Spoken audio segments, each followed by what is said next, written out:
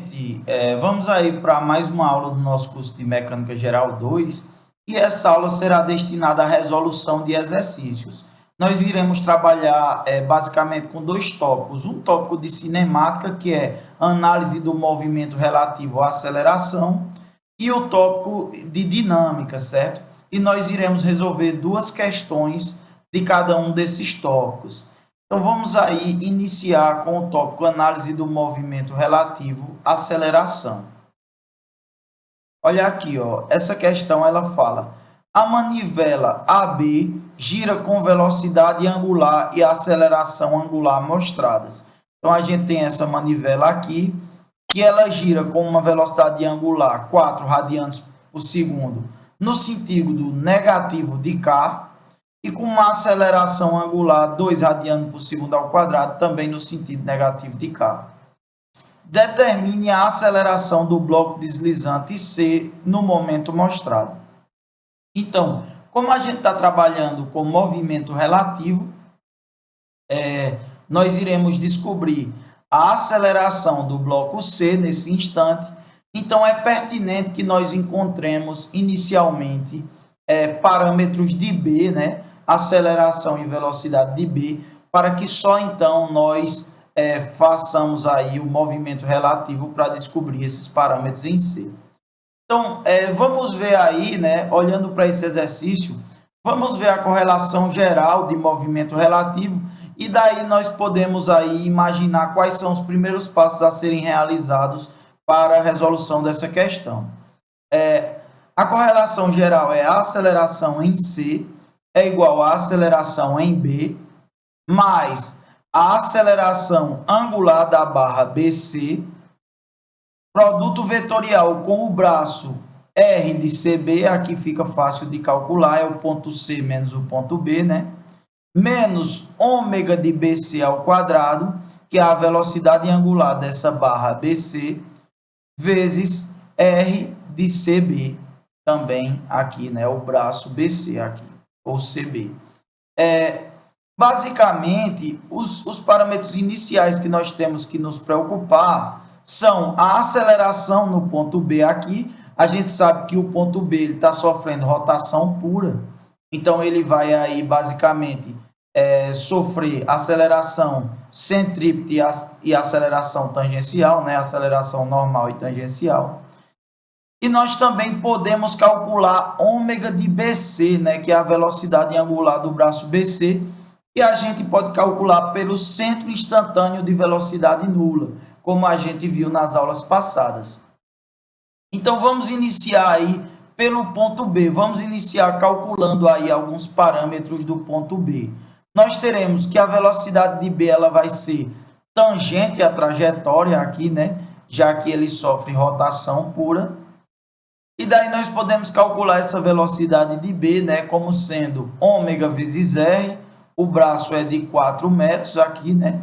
E daí nós teremos ômega, que é 4 vezes 0,4 metros, aqui o braço. E nós encontraremos 1,6 metros por segundo, né? Que é a velocidade aqui tangencial nesse ponto B, velocidade escalar. Nós podemos traçar também o centro de velocidade instantânea nula, né? Que como é que nós fazemos isso? Nós vemos quais são as velocidades dos pontos que nós queremos trabalhar e traçamos perpendiculares a essas velocidades. E aqui nesse ponto, né, onde elas se encontram, as retas perpendiculares se encontram, nós podemos identificar o centro instantâneo de velocidade nula. E daí nós iniciamos a perceber os parâmetros desse triângulo, né? Como essa reta aqui, ela é perpendicular à minha velocidade C, e esse ângulo aqui é de 30 graus, eu consigo determinar que esse outro ângulo aqui será o complemento para 90, então será 60 graus. Nós também podemos observar aqui, ó, esse triângulo externo que tem esse ângulo de 30, esse ângulo de 90 aqui, né? Entre a horizontal e essa perpendicular que foi traçada. e esse último ângulo aqui ele será de 60 graus. Então, nós teremos aqui um triângulo equilátero de 60 graus. De modo que nós podemos calcular as dimensões desse braço aqui, né? Para que, com a velocidade tangencial e o comprimento do braço, eu consiga calcular a velocidade angular desse braço BC. Então, ó, como a gente tem um triângulo equilátero, esse lado é 0,4 metros, foi dado no problema. Então, os outros dois lados também serão 0,4. Então, ó, a posição R de B até o centro instantâneo de velocidade nula é 0,4 metros, né? E daí eu tendo a velocidade de B e tendo o comprimento do braço, eu consigo calcular o ômega de BC, que será necessário aqui, né, para o cálculo da aceleração de C.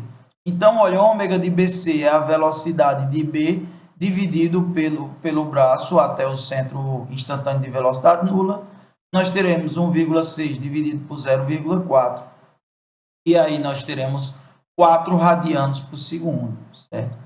Esse é o ômega de BC. Nós também, para resolver essa questão, nós podemos calcular a aceleração no meu ponto B. Eu posso calcular ela diretamente aqui pela soma das componentes de aceleração normal e aceleração tangencial, ou eu posso aplicar essa mesma correlação aqui, ó, só que em vez de utilizar o ponto C e o ponto B, eu utilizo o ponto A e o ponto B, de forma que o meu ponto A ele vai ter uma aceleração nula, né? O ômega de AB foi dado e o alfa de AB também foram dados, né? Então, eu consigo aplicar essa mesma correlação aqui, só que em vez da haste BC, eu aplicar com a haste AB.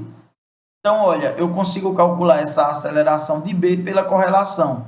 Como foi dito, a aceleração de B é igual à aceleração de A, só que se trata de um ponto de aceleração zero, mais alfa de AB vetorial R de B, que é o próprio braço B aqui, menos ômega ao quadrado de AB, que foi dado, multiplicado pelo braço R de B.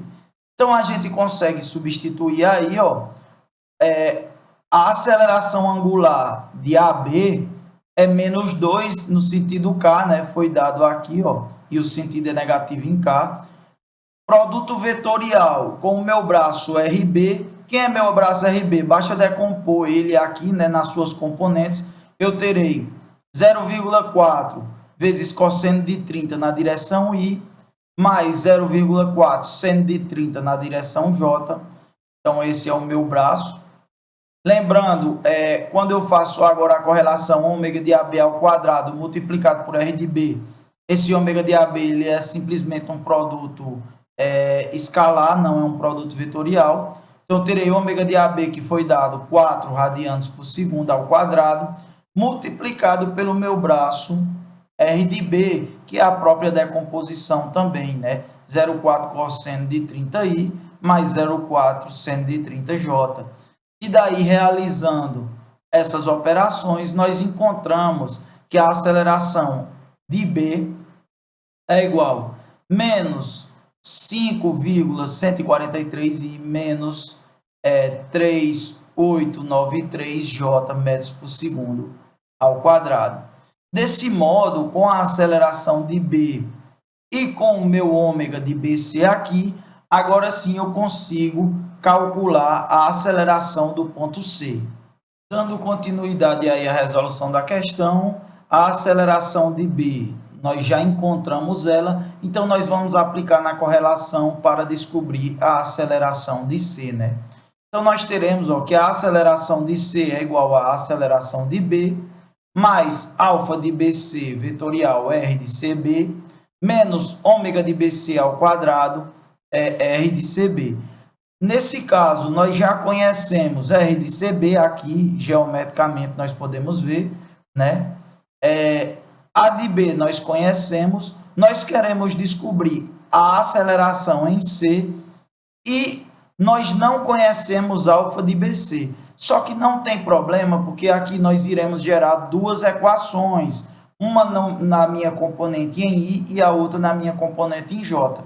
Então, nós conseguiremos aí descobrir essas duas incógnitas. Então, vamos ver, ó. A de C, a aceleração de C, ela ficará na direção I, né? É igual a, já que C se trata de um bloco deslizante, né? A aceleração de B que eu encontrei, mais alfa de BC, que é a aceleração angular dessa haste BC, que está na direção K, né? Ou positiva ou negativa, nós descobriremos, mas está na direção K. Vetorial com meu R de C em B. Olha, é só a decomposição aqui, né? Eu tenho um ângulo de 30 graus, então eu posso decompor aqui, ó. 4 cosseno na direção I, 4 cosseno de 30 na direção I, menos 4 seno de 30 na direção J, que é o meu braço, menos ômega de BC ao quadrado, que a gente calculou no slide anterior, que deu 4, multiplicado também por R de CB, certo?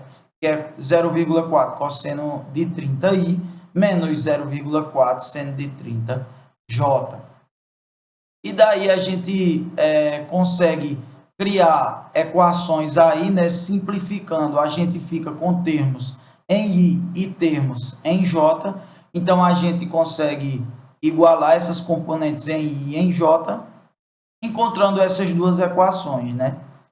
Para as componentes em I, eu tenho duas incógnitas aqui. A de C, que é a aceleração do ponto C, que eu quero descobrir, e alfa de BC, que eu não conheço, que eu desconheço. Só que aqui eu consigo resolver essas componentes em J para alfa de BC, descobrindo que alfa de BC é 2 radianos por segundo ao quadrado.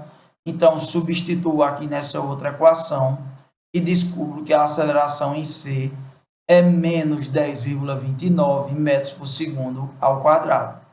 Vamos aí para esse outro exemplo, né, pessoal, que ele fala o seguinte, olha. Em um determinado instante, a roda está girando com os movimentos angulares mostrados. Que movimentos angulares são esses? O alfa aqui, que é a aceleração angular da roda, e o ômega, que é 8 radianos por segundo, velocidade angular da roda, né? Determine a aceleração do colar A nesse instante. Então, a gente novamente vai se valer aí de parâmetros relativos.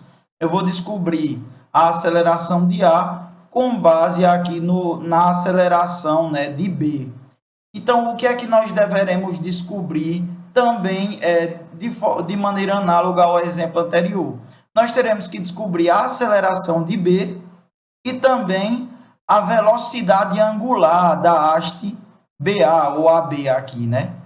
Então, olha, a velocidade angular, conforme a gente fez anteriormente, nós podemos descobrir pelo centro instantâneo de velocidade nula, né?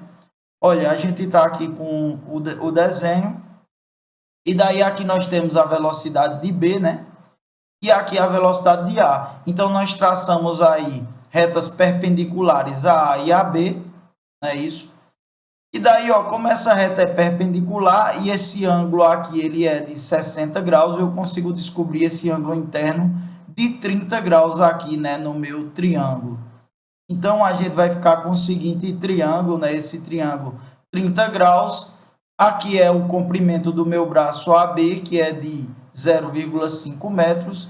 E aqui seria a distância do ponto B até o meu centro de velocidade instantânea nula.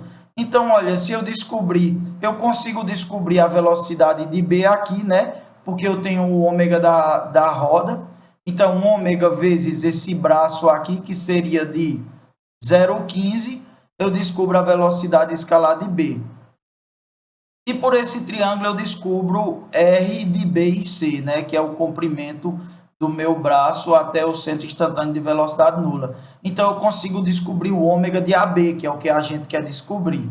Então, vamos ver, ó. A velocidade angular de AB, né, ômega de AB, ela é dada por o quê? A velocidade de B, que é ômega R, ômega que é de 8 vezes 0,15, não é isso? Que é o comprimento aqui, a distância do ponto B até o centro da roda, é 0,15, dividido por 0,5 tangente de 30, que é o braço R de B e C aqui. Então, quando eu fizer essa divisão, eu descubro aqui, ó, que o meu ômega de AB é 4,157 radianos por segundo.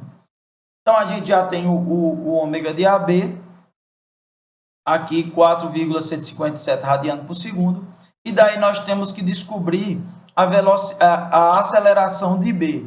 Nós podemos fazer pelo mesmo método anterior que a gente fez, considerando a aceleração de B igual à aceleração de A, que é zero, mais alfa vetorial R de AB, menos ômega ao quadrado vezes o R de AB, ou então a gente pode descobrir aí, orientando os pontos de aceleração tangencial e de aceleração centrípeta, vai dar no mesmo, certo?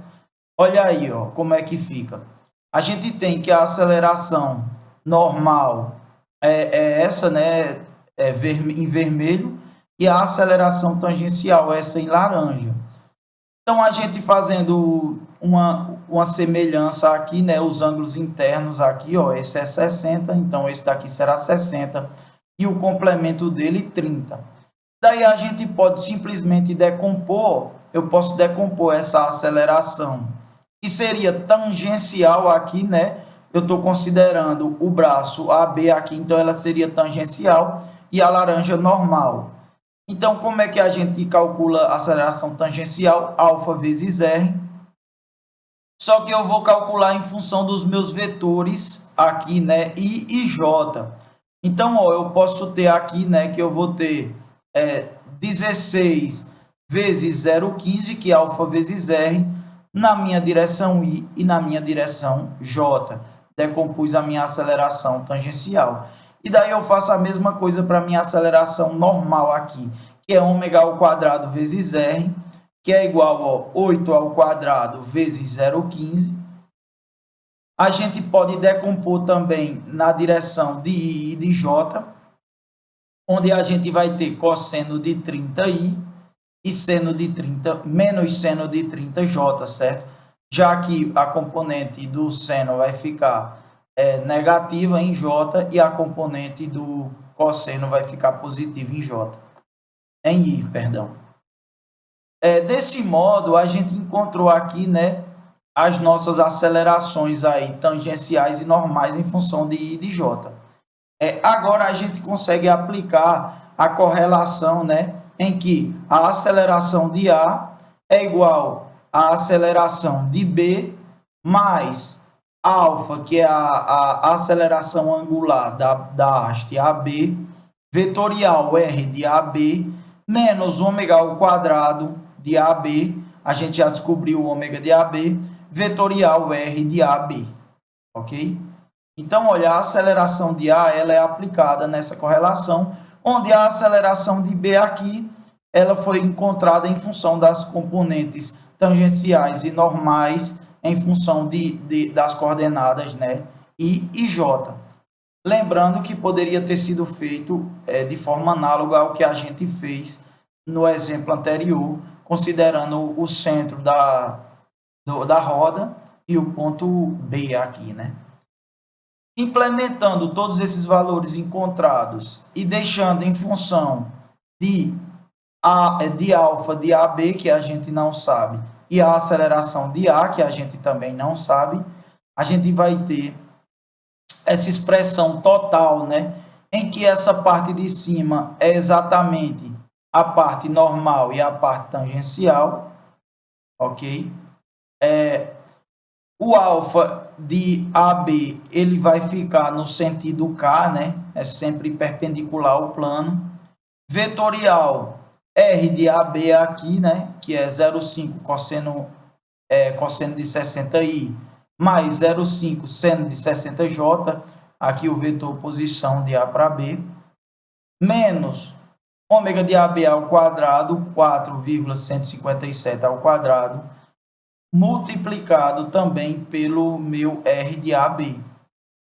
E daí a gente vai poder escolher aqui simplificar em termos das componentes I e J, onde a componente em J nós teremos aqui só uma incógnita, que é o alfa de AB, e daí a gente isola e descobre que o alfa de AB é 40,8 radianos por segundo ao quadrado, no sentido positivo. E daí a gente faz de forma análoga para as componentes em I, onde nós teremos aqui, substituímos o alfa encontrado na componente em J, e descobrindo que a aceleração do ponto A é 12,5 metros por segundo ao quadrado, direcionado no sentido negativo de I, ou para a esquerda. Vamos agora, realizar dois exercícios aí de dinâmica do movimento plano de um corpo rígido, trabalhando fundamentalmente com força e aceleração. Vamos ver aí alguns exemplos. Olha esse exemplo. A bicicleta tem massa de 40 kg com centro de massa no ponto G1, esse ponto aqui, indicado. Enquanto o ciclista tem uma massa de 60 kg com centro de massa no ponto G2, também indicado aqui na figura. Quando o freio é aplicado na roda dianteira, ele faz com que a moto desacelere a uma taxa constante de 3 metros por segundo ao quadrado. A bicicleta, desacelere com uma taxa de 3 metros por segundo ao quadrado. Determine a reação normal que a estrada exerce nas rodas dianteiras e traseiras. Então, o que a gente quer saber aqui fundamentalmente é a normal atuante aqui no ponto A e a normal atuante no ponto B. Então, vamos lá resolver essa questão. Para problemas de dinâmica como um todo, é importante que a gente realize o esboço do diagrama de corpo livre e do diagrama dinâmico, certo? Então, vamos lá. Ó. No diagrama de corpo livre, nós colocamos todas as forças que atuam, todas as forças estáticas, que atuam nesse corpo.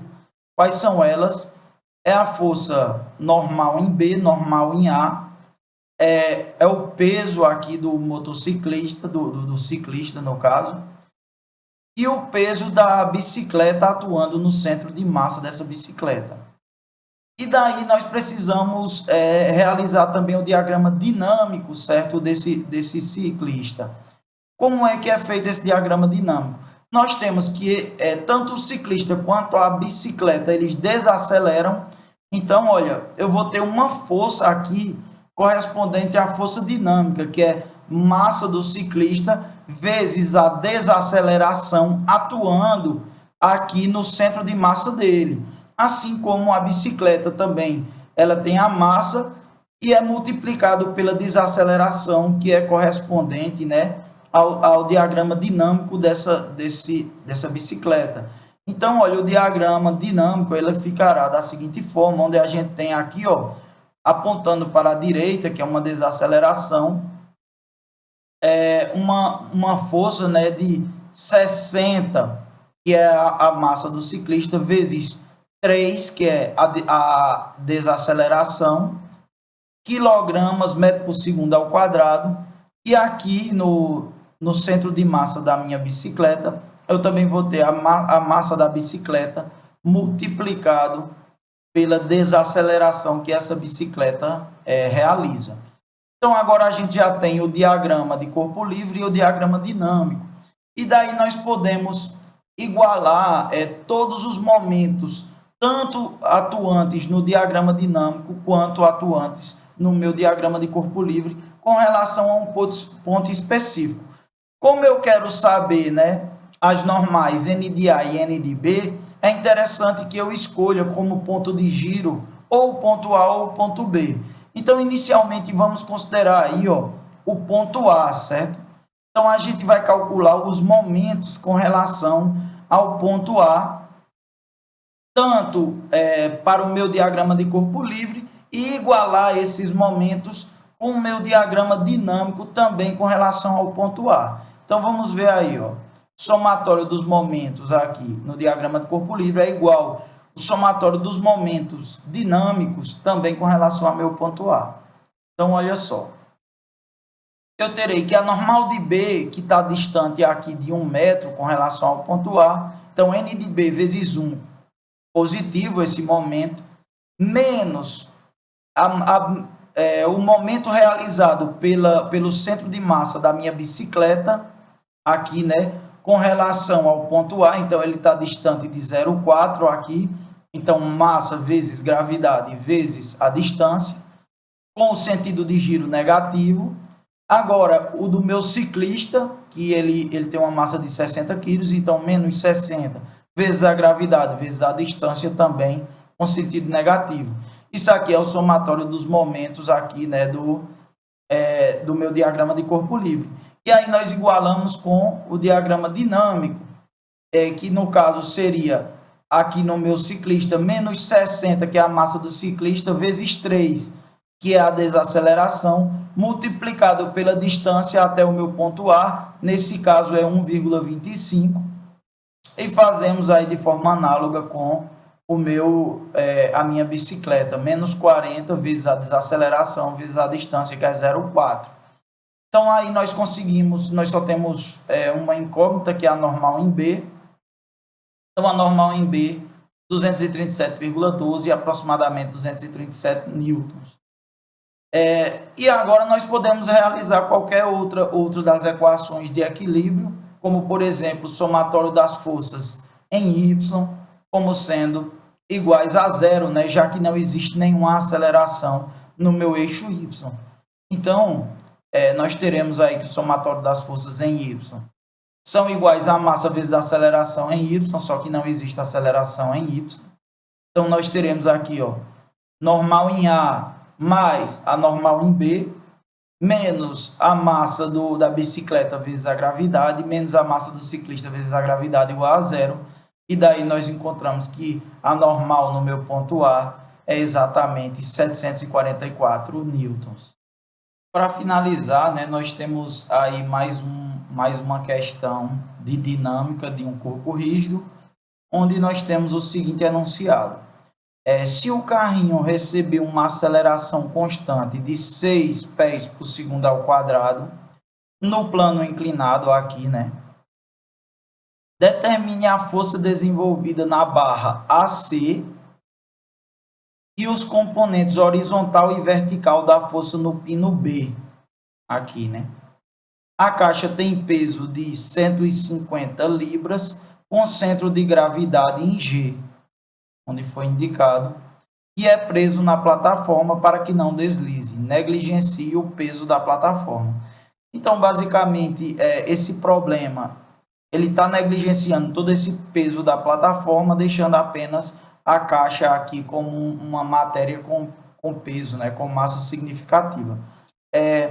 Para a gente resolver essa questão, aí vai envolver até um pouco do que a gente estudou em Mecânica Geral 1, onde a gente sabe, né, que a força exercida em uma haste, como essa AC, ela é direcionada ao longo da mesma, e as forças que são exercidas em pinos, elas vão ter uma componente vertical e uma componente horizontal. Então, olha, para a gente resolver esse problema, nós também faremos agora em dinâmica sempre um diagrama estático e um diagrama dinâmico, certo? Onde o diagrama estático é o diagrama de corpo livre, e a gente vai expressar as forças. Eu vou ter essa força FAC, que ela está inclinada aqui de 60 graus com relação à horizontal, certo? E daí eu vou ter as forças no pino BX e BY e o peso aqui da minha caixa. Esse é o diagrama de corpo livre. E daí eu vou ter o meu diagrama dinâmico, onde eu vou ter a aceleração atuando, né, no plano inclinado aqui com relação à minha caixa. E daí nós iremos calcular, como eu quero descobrir a força F de AC e a força, as componentes BX e BY, eu posso calcular o momento, por exemplo, com relação a B, pois aí eu vou anular já de cara BX e BY. Então, a gente vai calcular o momento tanto no diagrama de corpo livre aqui e igualar o momento no diagrama dinâmico. Então, olha, vamos realizar igualdade aqui, né, de momentos. No meu diagrama de corpo livre, eu vou ter essa força FTAC e o meu peso aqui exercendo momentos aqui sobre o ponto B, que é o ponto de giro.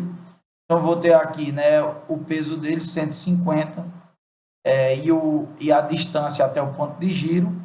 E aqui a minha componente que exerce momento, que é o FDAC seno, a componente seno exerce momento aqui no ponto B. Igual a minha componente aqui da força, que no caso será a massa, que é o peso dividido por 32,2, que é a gravidade, vezes a aceleração, vezes a distância, né, que eu estou até o meu ponto de giro, em cada uma das componentes, na minha componente seno e na minha componente cosseno. Uma delas eu vou estar distante de um pé e a outra de 2 pés, certo? Então, novamente, a gente faz a massa multiplicado pela aceleração, vezes, obviamente, né, cada uma das componentes e seus sentidos de giro. Realizando essa igualdade, nós descobrimos F de AC é igual a 136 libras. Feito isso, nós podemos calcular somatório das forças em X e somatório das forças em Y, né? Obviamente, as forças em X não vão ser iguais a zero, porque a gente tem uma componente da aceleração em X e nós temos que considerá-la. Então, ó, somatório das forças em X é igual à massa do bloco vezes a componente da aceleração em X.